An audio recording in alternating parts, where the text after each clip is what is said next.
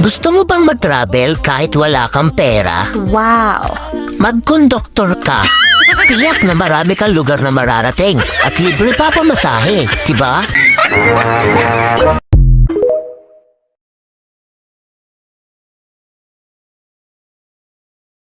Hindi muna ako tumatanggap ng problema ngayon kasi fully booked na.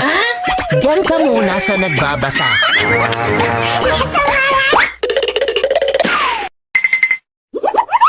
Dati akala ko mahirap mag-ipon.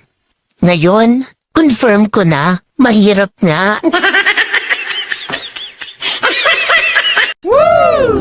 Ako lang ba?